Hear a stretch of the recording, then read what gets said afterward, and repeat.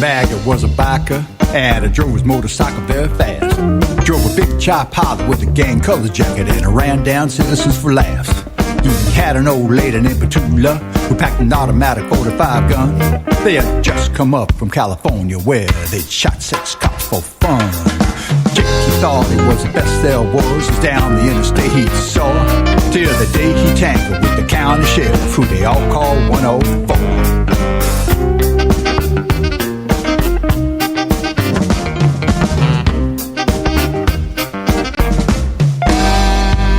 It was late on a Thursday evening, and Jake, he was feeling kind of mean, cause he just run out of his favorite drug, you know, the one called amphetamine.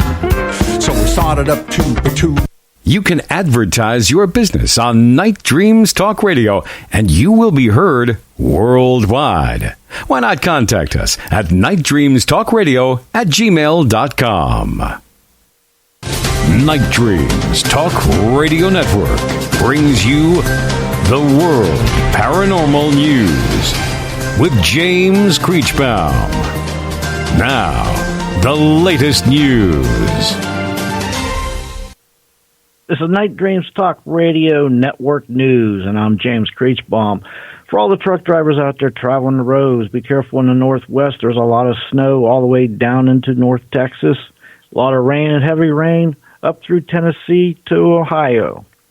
Also, this week, a forecast to be pretty moist throughout the nation, from snow coming from the northwest to abundant rainfall in the southeast.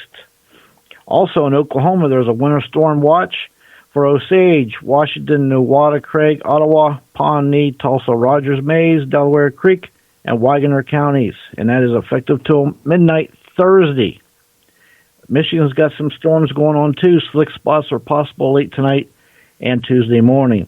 Areas of drizzle will change to freezing drizzle and light snow by morning, leaving a light glaze of ice on some roads. Bridges and overpasses tend to freeze first, so use extra caution when driving across these areas. A witness, a woman, forest worker, she's confident to report that I had a sighting of a Sasquatch. And here's what she had to say.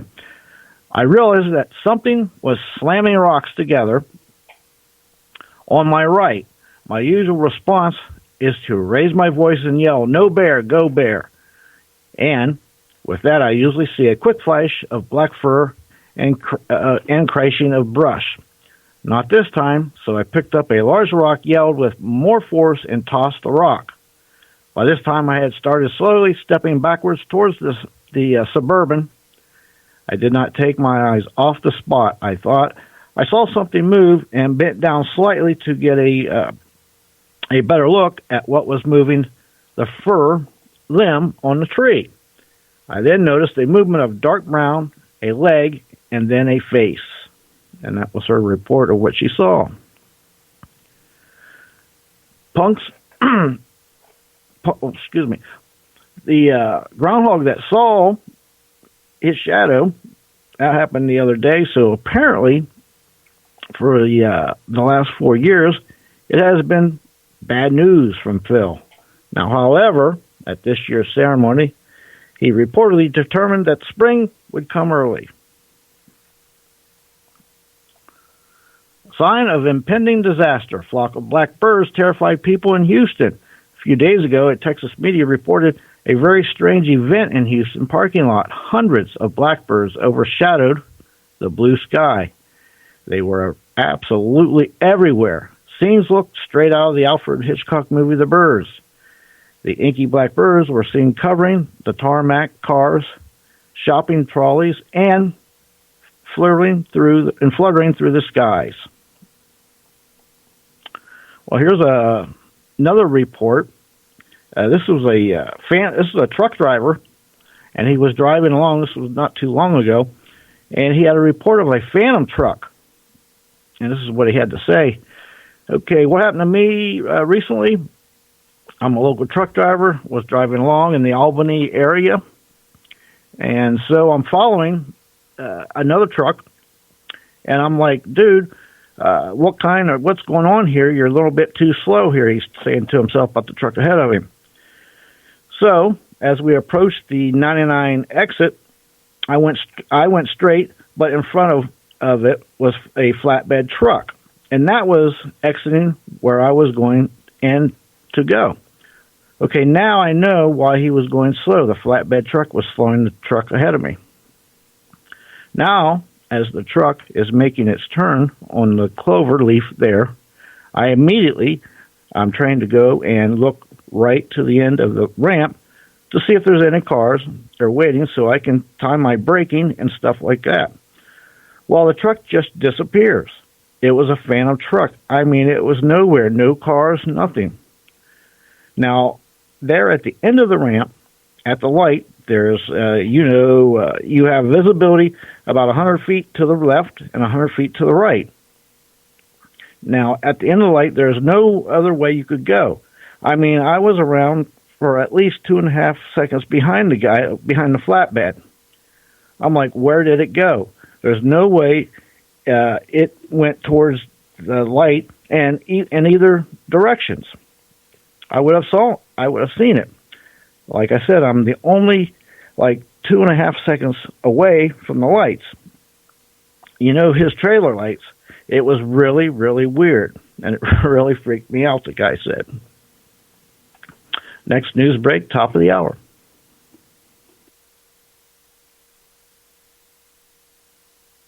If you would like to hear Night Dreams Talk Radio on your local radio station, let them know. Tell them to check out www.nightdreamstalkradio.com, and thank you. You're listening to Night Dreams Talk Radio After Dark with our host, Gary Anderson. And that is me. Well, we're starting a fresh week out. Bad news today in the talk show host circuit. Rush Limbaugh announced today that he has advanced lung cancer. If we could all tonight when we go to bed, put a prayer out to Rush. I mean, he's been doing his talk show now for 31 or 32 years. I tell you what, we need Rush. So if we all kind of do a healing prayer tonight, I would feel a lot better, and I'm sure everybody else who likes Rush would. Well, today in the news, James, you talked a little bit about Bigfoot. You talked about a whole bunch of stuff. There is a lot of stuff in the news. Today, the Senate probably is going to wrap up what's going on with, with Trump. I don't know. I stay away from politics because I'll tell you, it's a losing situation. I think we could run the country better, or somebody just got a whole bag of coins for every decision. You flip the coin and you just go by, who's heads and who's tails. Big shout out on our chat line, which right now I got to even get on to it, is Barb. She's on there again. She's a regular. And you know what? A wedding ring that was lost on a California beach years ago was found in a book. Figure that one out. I guess the book in the ring must have been in the book, and the book must have got buried in the sand. Somebody was probably metal detecting. That would be a heck of a find to find a ring inside of a book buried in the sand, but that sounds like what was going on there. Oh, yeah, something like that. Well, in Pennsylvania State Police were rescuing guinea pigs that were stranded, next to the road. You know what that reminds me of? That story we did where the rats are driving cars. I wonder if they're getting pulled over for speeding or drunk driving or something, but it's just bizarre. Well, there's a lot of bizarre things in the bizarre, wacky news. Yeah, there is. Well, I guess what's the most popular in the wacky news, a man actually goes out and buys 2 identical Powerball tickets and wins twice. Gary, it's like every week somebody's winning the lottery twice. That's got me motivated to go play it twice. Maybe I'll win it twice. I'll be happy to win it just once. But these people really, I don't know how they do it. I don't know, but you're into bodybuilding. Why don't you try to break a world's record? A man passes a 20-pound weight, a dumbbell, from one hand to the other 100 times in 15 seconds. Wow. That's I don't know.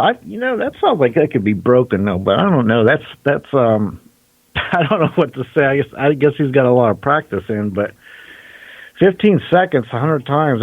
He must have been like really juggling that thing. I'll tell you. Yeah. Well, he should have been curling both, 20-pound weights in each arm for 15 seconds and do 100 curls on each arm.